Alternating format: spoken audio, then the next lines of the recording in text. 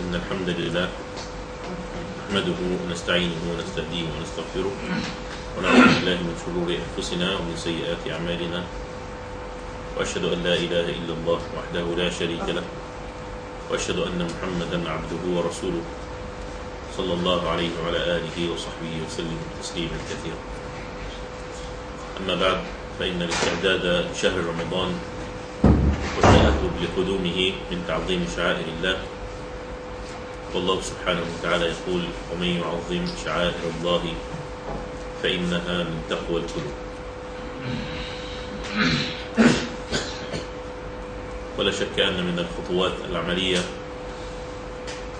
التي يستعد بها العبد لشهر رمضان هو أن يتفقه في دين الله سبحانه وتعالى، ويتعلم من أحكام الصيام ما يصحح به هذه العبادة العظيمة. كما ذكرنا في المرة السابقة، ما ينبغي للمسلم أن يضحي بيوم من أيام شهر رمضان الذي لا يستطيع أن يعوضه بسبب الجهل. والنبي صلى الله عليه وسلم قال: طلب العلم فريضة على كل مسلم.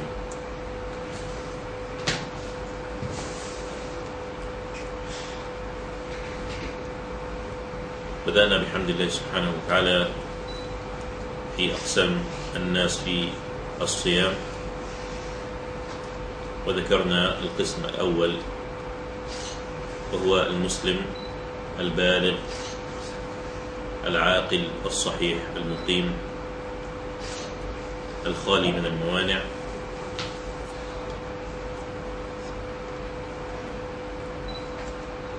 وذكرنا الطفل وهو غير البالغ، وكيف أن الله سبحانه وتعالى رفع عنه القلم، يعني قلم التكليف، ولكن ينبغي لوليه أن يدربه على طاعة الله سبحانه وتعالى. وذكرنا أيضا المجنون وهو فاقد العقل، وذكرنا أيضا الشيخ الهرم الذي بلغ من الهذيان ما لا يحسن أن يميز. اليوم بإذن الله تعالى مع القسم السادس من أقسام الناس في الصيام، وهو المسافر. والمسافر ينطبق عليه أحكام السفر التي بينها الله سبحانه وتعالى في كتابه، إذا لم يقصد بسفره هذا أن يتحايل على الصوم. فإذا كان سفره من أجل أن يتحايل على الفطر وأن يجد سببا للفطر، فإنه لا يجوز له أن يفطر في رمضان. وإذا قصد ذلك فالفطر عليه حرام، والصيام واجب في حقه حينئذ.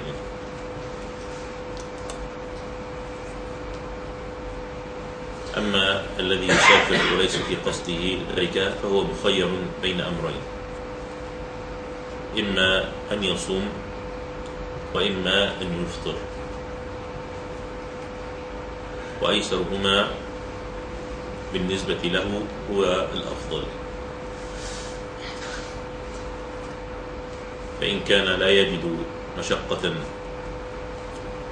في الصيام في السفر فإن الصوم في حقه أفضل، وإذا وجد مشقة في صيامه والفطر في حقه أيسر فإن الفطر في حق هذا الرجل هو الأفضل.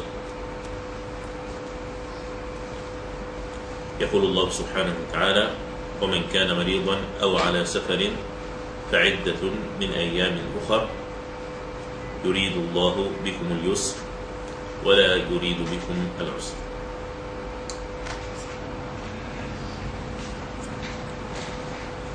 وفي حديث أنس رضي الله عنه قال كنا نسافر مع رسول الله صلى الله عليه وسلم فلم يعب الصائم على المفطر ولا المفطر على الصائم. يعني من استطاع الصوم وهو في صحبة رسول الله صلى الله عليه وسلم صام ولا يعيب على من أفطر، ومن وجد مشقة فإنه يفطر ولا يعيب على من صام.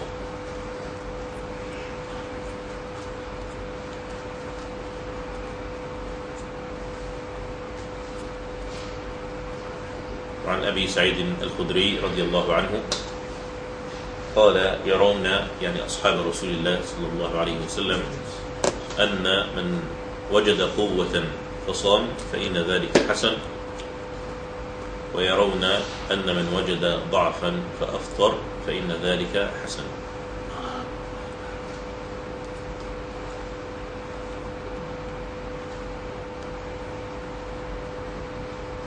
وجاء حمزة بن عمرو الأسلمي إلى رسول الله صلى الله عليه وسلم قال يا رسول الله إني صاحب ظهر وعالجه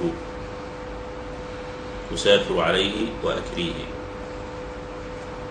يعني هذا الرجل يعمل في إيجار دابته فينقل متاع الناس من مكان إلى مكان بالأجرة، بمعنى أكريه يعني وأجره. ولا شك أن هذا عمل شاق خصوصا في أيام السفر، في أيام الصيف.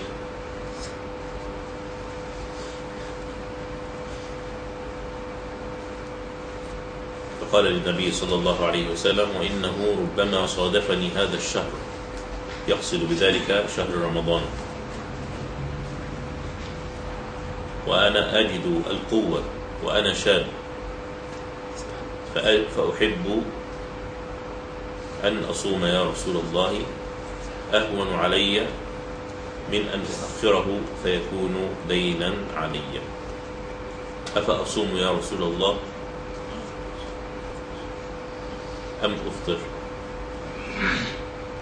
فقال النبي صلى الله عليه وسلم أي ذلك شئت يا حمزة، يعني إذا أردت أن تصوم فصم، وإذا أردت أن تفطر فأفطر.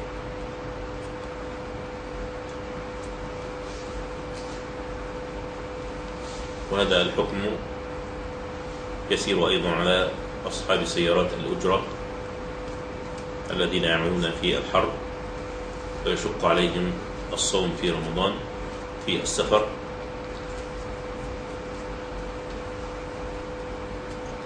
فإنه يجوز له أن يفطر في شهر رمضان وأن يؤخر الصوم في الأيام الباردة القصيرة حيث يتيسر الصوم فيها. والأفضل المسافر كما ذكرنا فعل الأسهل عليه من الصيام أو الفطر، فإذا تساوى الأمران فالأفضل في حقه أن يصوم.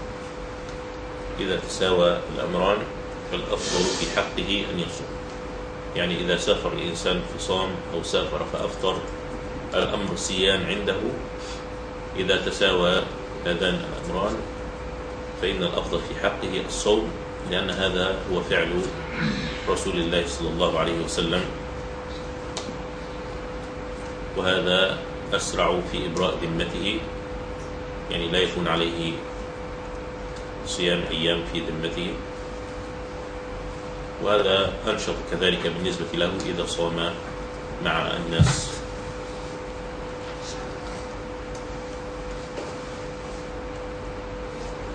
يقول أبو الدرداء رضي الله عنه خرجنا مع النبي صلى الله عليه وسلم في رمضان في حر شديد، حتى إن كان أحدنا ليضع يده على رأسه من شدة الحر،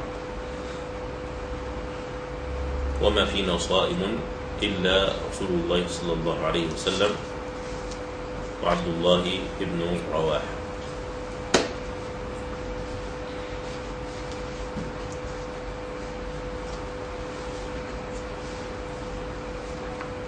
ومع ذلك أفطر النبي صلى الله عليه وسلم مراعاة لأصحابه حين بلغه أنهم شق عليهم الصيام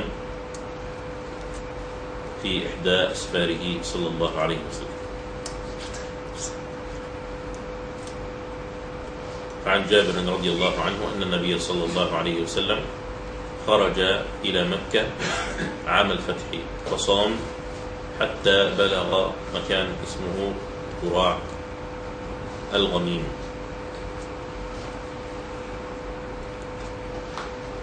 فصام الناس معه، فقيل له إن الناس قد شق عليهم الصوم، يعني لا يستطيعون تكملة بقية اليوم من شدة الحر، وإنهم ينتظرون ماذا تفعل. فدعا النبي صلى الله عليه وسلم بقدح من ماء بعد العصر، يعني لم يبق من النهار إلا شيئا يسيرا، ولكن رحمة بهؤلاء الصوام الذين اشتد عليهم الحر. فشرب النبي صلى الله عليه وسلم من هذا الإناء والناس ينظرون من أجل أن يقتدوا به صلى الله عليه وسلم وتزول عنهم هذه المشقة التي لحقت بهم من أجل الصوم.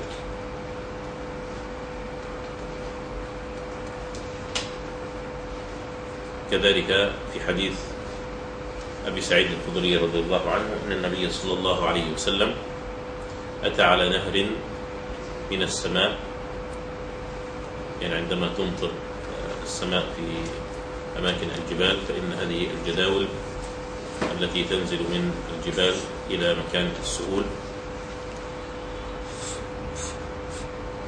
يكون شأنها مثل النهر تماما.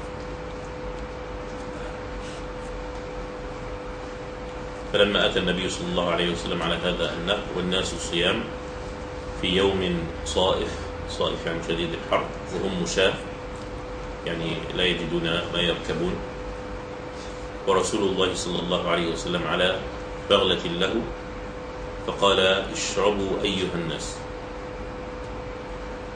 فأبوا، يعني لم يوافقوا رسول الله صلى الله عليه وسلم لأنهم يريدون أن يقتدوا به وهو صائم صلى الله عليه وسلم. فقال إني لست مثلكم، إني أيسركم، إني راكب، يعني أنا أركب على هذه البغلة والصيام في حقي أيسر، وأنتم تمشون على أرضكم في هذا الحق.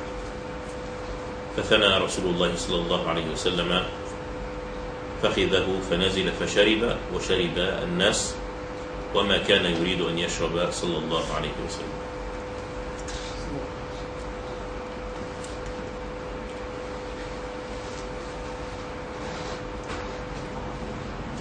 وإذا كان المسافر يشق عليه الصوم فإنه يفطر ولا يصوم، لأن النبي صلى الله عليه وسلم لما أفطر حين شق الصوم على الناس قيل له إن بعض الناس قد صام، يعني بعد أن رأوا النبي صلى الله عليه وسلم شرب ثم لم يقتدوا به صلى الله عليه وسلم وأكملوا صومهم مع أن هذا الصوم فيه مشقة، قال النبي صلى الله عليه وسلم أولئك العصاة أولئك العصاة. فمن وجد مشقة في السفر فعليه أن يفطر ويأخذ برخصة الله سبحانه وتعالى.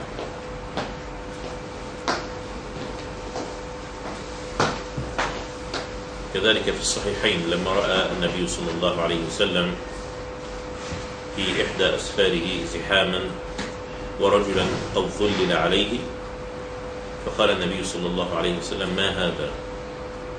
يعني التف الصحابة حول رجل ينظرون ماذا شأنه ويظللون عليه، فلما سأل النبي صلى الله عليه وسلم عن شأن هذا الرجل قالوا صائم، فقال النبي صلى الله عليه وسلم ليس من البر الصيام في السفر، يعني إذا كان هذا الصوم يؤدي بصاحبه إلى أن يكون ضعيفا وأن يضلل عليه الناس وأن تنهار القوى بهذه الطريقة، فإن هذا ليس من البر أن يصوم الإنسان في السفر.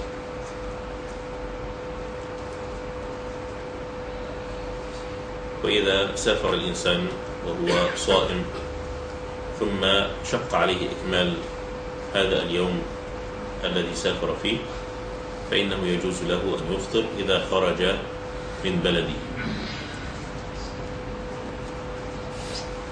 يجوز له أن يفطر إذا خرج من بلده. وهذه نقطة في غاية الأهمية قد لا ينتبه لها الكثير، وهي أن أحكام المسافر في الرخص التي تتعلق به إنما تبدأ عندما يخرج من بلده، ولا يجوز له أن يترخص بأي رخصة من رخص الصوم وهو ما زال موجودا، ولا يجوز له أن يترخص بأي رخصة من رخص السفر وهو ما زال موجودا في بلده. ينبغي عليه أن يفارق بلده أولا حتى يصح عليه شرعا، حتى يصح عليه عرفا أنه مسافر. فإذا فارق عمران بلده فإنه ينطبق عليه أحكام السفر.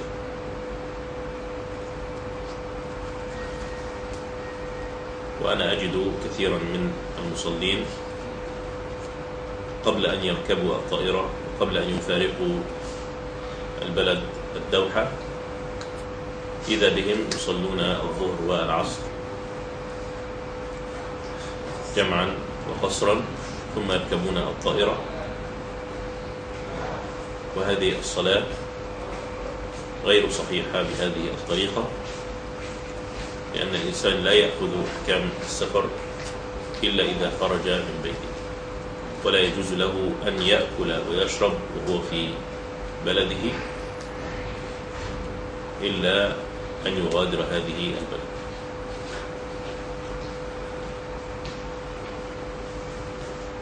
نعم، هناك بعض المطارات تكون خارج البلدة مثل مطار مدينة جدة، فإنه خارج المدينة.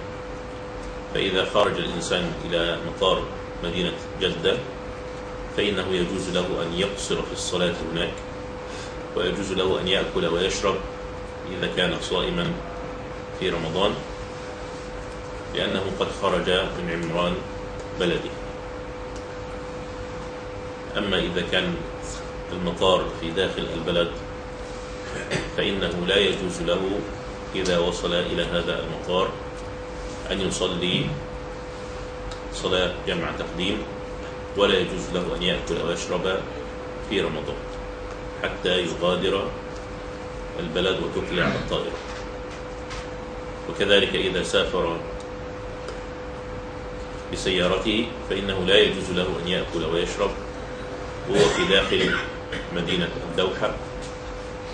فإذا خرج من المنطقة الصناعية وكان العمران خلفه عندئذ يجوز له أن يأكل ويشرب عند خروجه من مدينة الدوحة إلى أن يصل إلى مقصده.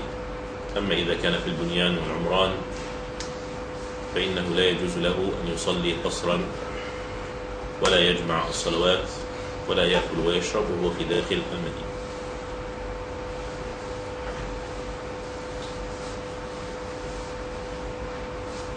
نعود إلى هذا الحديث.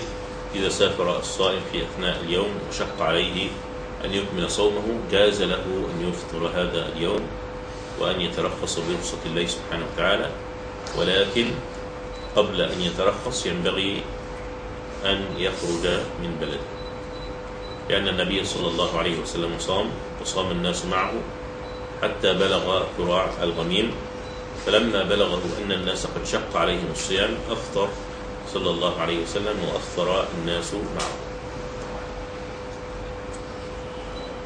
والشاهد أن النبي صلى الله عليه وسلم لم يفطر وهو في داخل المدينة، بل لما خرج النبي صلى الله عليه وسلم إلى هذا المكان الذي هو خارج حدود المدينة أفطر صلى الله عليه وسلم وأفطر الناس معه وترخص بهذه الرخصة. وإذا قدم المسافر إلى بلده في نهار رمضان وهو مفطر، فإنه لا يصح هذا الصوم، لا يصح بقية صيام هذا اليوم، لأنه كان مفطرا إذا قدم المسافر إلى بلده. مسافر مفطر قدم إلى بلده وهو مفطر، فإن هذا اليوم لا يحتسب أنه صائم فيه حتى ولو أكمل بقية اليوم صائما، ولا يعد هذا اليوم من رمضان، بل عليه أن يقضي هذا اليوم لأنه أفطر في أول النهار، وينبغي أن يكون إمساك من أول النهار إلى آخر النهار، لأن الصوم الواجب لا يصح إلا بالإمساك من طلوع الفجر إلى غروب الشمس. ولكن هل يلزمه الإمساك بقية اليوم؟ اختلف العلماء في ذلك، فبعض العلماء قالوا أنه ينبغي له أن يمسك بقية يومه احتراما للشهر، وقال بعض العلماء أنه لا يلزمه أن يمسك بقية اليوم، لأنه لا يستفيد من هذا الإمساك أي شيء، لأنه واجب عليه القضاء. يقول عبد الله بن مسعود رضي الله عنه: من أكل أول النهار فليأكل آخره، يعني من أكل أول النهار بعذر شرعي فلا مانع أن يأكل في آخر النهار لاصطحابه لهذا العذر الشرعي.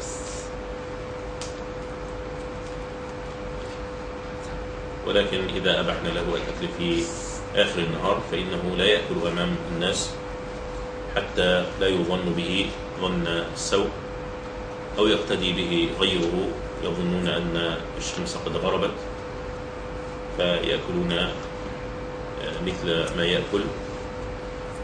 فإذا أراد أن يأكل فليستتر بعيدا عن الناس ويأكل كما شاء.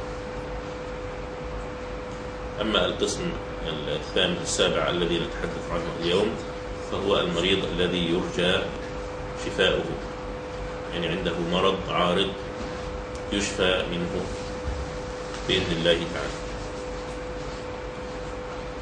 هذا المريض في الفقه له 3 أقسام. القسم الأول ألا يشق عليه الصوم ولا يضره، فيجب على هذا المريض أن يصوم رمضان، لأنه ليس له عذر يبيح له الفطر. مرضه مرض يسير لا يشق عليه أن يصوم، ولا يحدث له أي ضرر إذا صام، فإنه بهذه الطريقة وحاله هذه يجب عليه الصوم، ولا يجوز له أن يفطر من أجل هذا المرض اليسير. أما الحالة الثانية فإنه يجد مشقة في الصوم ولكن لا يتضرر بهذا الصوم، في هذه الحالة يفطر، لأن الله سبحانه وتعالى قال فيه وفي أمثاله: ومن كان مريضا أو على سفر فعدة من أيام أخرى.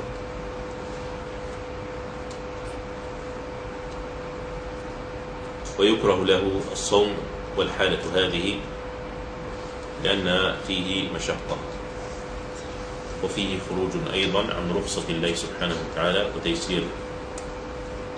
وتيسير الله سبحانه وتعالى الذي يسره على عباده، وفيه أيضا تعذيب لنفسه. في الحديث أن النبي صلى الله عليه وسلم قال: إن الله يحب أن تؤتى رخصه كما يكره أن تؤتى معصيته.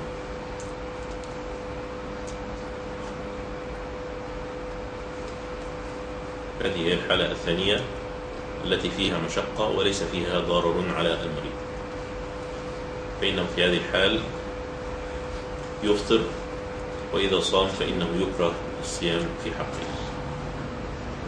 أما الحالة الثالثة أنه يضره الصوم، يعني إذا صام وقع عليه ضرر بسبب هذا الصوم، فيجب عليه حينئذ الفطر ولا يجوز له الصيام،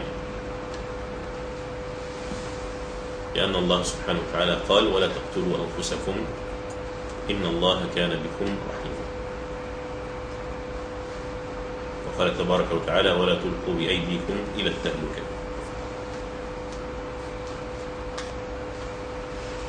وقال صلى الله عليه وسلم: لا ضرر ولا ضرار.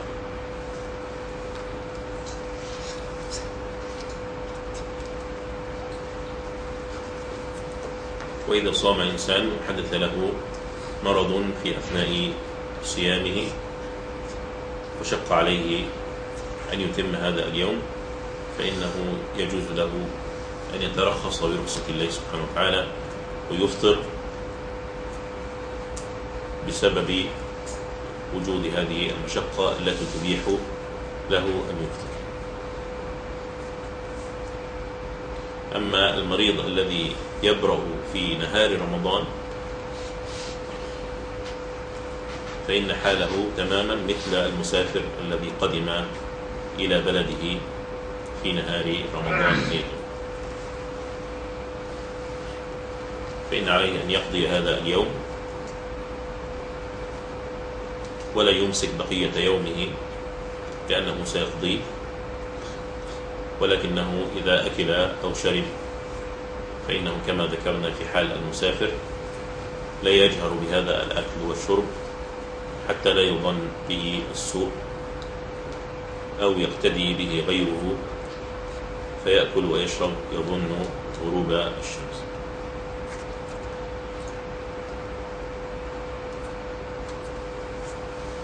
وإذا ثبت بالطب أن مرضا ما إذا صام الإنسان معه فإنه يؤخر برءه أو يجلب له زيادة في المرض، فإنه لا يجوز للإنسان أن يصوم والحالة هذه حتى لا يؤخر البرء ولا يزيد المرض. هذه بعض الأحكام التي تتعلق بالمسافر الذي لا يقصد بسفره أن يتحايل على الصوم، وهذه الأحكام المريض التي تنقسم إلى 3 أقسام.